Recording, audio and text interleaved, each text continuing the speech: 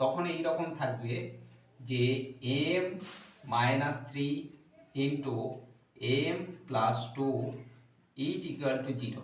অর্থাৎ এইটা সমান যদি আমাদের 0 দেওয়া থাকে তখন আমরা মান নির্ণয়ের অঙ্ক করব একই প্রসেসে। গাইডেন্স সাপোর্ট ম্যাথ এডুকেশন ক্লাসে সবাইকে স্বাগত জানিয়ে শুরু করছি আজকের অঙ্কের ক্লাস। আজকের ক্লাসে থাকছে মোস্ট ইম্পর্টেন্ট একটা উৎপাদকের অঙ্ক। আজকের ক্লাসে যে অঙ্কটা শেখাবো m square minus m minus 6, এই অঙ্কটাকে আমরা উৎপাদকে বিশ্লেষণ করব। দেখো আজকের ক্লাসে উৎপাদকের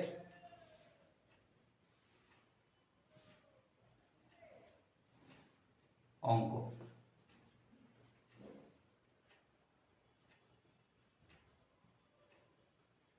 এই উৎপাদকের অঙ্কে আমাদের যে অঙ্কটা আছে m square minus m minus 6 সমান m স্কোয়ার আমরা রেখে দেব।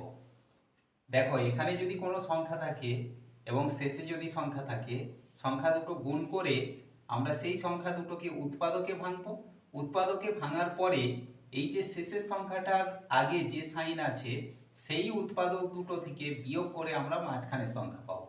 এখন এখানে আমরা দেখতে পাচ্ছি যে এখানে m আছে, অর্থাৎ মাঝখানে কোনো সংখ্যা নেই। সংখ্যা নেই মানে এখানে 1 আছে ধরে নিতে হবে, আর প্রথমেও সংখ্যা নেই, তাহলে গুণ করার কোনো ব্যাপার নেই। এই 6 সংখ্যাটাকে আমরা দুটো উৎপাদকে ভাঙবো, 3 দুগুণে 6, আর 3 থেকে 2 বিয়োগ করে পাবো, কারণ এই 6 এর আগে আছে মাইনাস। তাহলে আমরা 3 থেকে 2 বিয়োগ করলে 1 পাবো।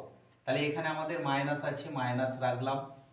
মিডিল টার্ম কিভাবে হচ্ছে না 3 মাইনাস 2, 3 আর 2 গুণ করলে 6, 3 থেকে 2 বিয়োগ করলে মনে করো আছে সেটা হলো 1। m গুণ ছিল, আমরা এখানে m গুণ করে দেব, আর মাইনাস 6 যেমন আছে রেখে দিলাম শেষে। এবারে দেখো এখানে m স্কোয়ারটা থাকলো, মাইনাস 3-এর সঙ্গে m গুণ করলে স্বাভাবিকভাবে আমরা 3m পাবো, আর মাইনাসে মাইনাসে গুণ করলে পাবো প্লাস, 2-র সঙ্গে m গুণ করলে পাবো 2m, আর এখানে মাইনাস 6 যেমন আছে থাকলো। বা মিডিল টার্মের সিস্টেম হচ্ছে এই সংখ্যা দুটো থেকে কমন নেব, আবার এই সংখ্যা দুটো থেকে কমন নেব। এই সংখ্যা দুটো থেকে দেখো কমন নেওয়ার জন্য m স্কোয়ার আছে, এখানে m আছে, তাহলে m কে আমরা কমন নিতে পারি। এখানে m কমন নিলে এখানে m স্কোয়ার থেকে আরও একটা m পড়ে থাকবে, আর এখানে থাকবে মাইনাস, m তো কমন নিয়ে নিয়েছি, তাহলে এখানে 3টা পড়ে থাকবে, প্লাস আছে প্লাস। এবার এই সংখ্যা দুটো থেকে আমরা কমন নেব, এখানে দেখো 2 আছে, এখানে 6 আছে, তাহলে 2 যদি আমরা কমন নিই তাহলে এখানে mটা পড়ে থাকবে, আর এখানে হয়ে যাবে মাইনাস, কারণ প্লাস মাইনাসে গুণ করলে তবে আমরা মাইনাস পাবো। এবার 6কে যদি 2 দিয়ে ভাগ করি, 3 দুগুণে 6 পাবো। মিডিল টার্মের সিস্টেম হচ্ছে কমন নেওয়ার পর এই যে উৎপাদক দুটো আমরা পেলাম এই দুটো একই হবে। দেখো এখানে একই হয়েছে, m-3 m-3, এই দুটো উৎপাদকের মধ্যে আমরা একটা উৎপাদক দেব m-3, আর এখানে আমরা কমন নিয়েছি m, আর এখানে +2, তাহলে এই দুটোকে আমরা একটা উৎপাদক হিসাবে লিখব। তাহলে আমরা দেখতে পাচ্ছি আজকের এই উৎপাদকের অঙ্কে এইটা হলো অ্যান্সার। এখন এটা যদি আমাদের মান নির্ণয় করতে বলা থাকে, অর্থাৎ তখন এই রকম থাকবে যে m-3 into m+2 is equal to 0।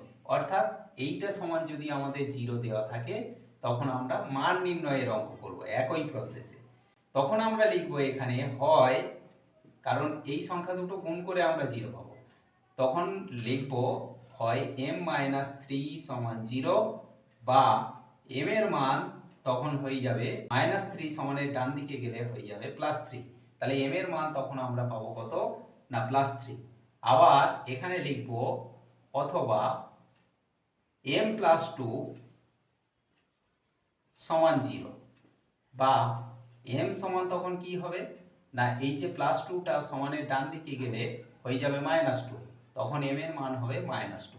তখন আমরা এখানে লিখব অতএব নির্ণেয় মান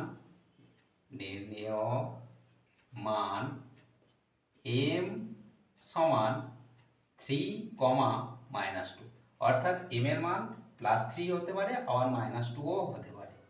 তাহলে আমাদের যদি দেখি আমরা যে আমাদের মান নির্ণয় করতে বলা হয়েছে তখন আমরা এই পুরো অঙ্কটা করব।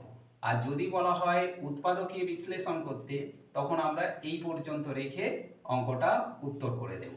আশা করি আজকের ক্লাস থেকে উৎপাদকের এই ইম্পর্টেন্ট অঙ্কটা তোমরা ক্লিয়ারলি বুঝতে পারলে। এমন সব অঙ্কের সহজ সরল ভিডিও পাওয়ার জন্য অবশ্যই গাইড অ্যান্ড সাপোর্ট চ্যানেলটিকে সাবস্ক্রাইব করে সঙ্গে থেকো। সবাই ভালো থেকো, সুস্থ থেকো। দেখা হচ্ছে পরবর্তী ক্লাসে।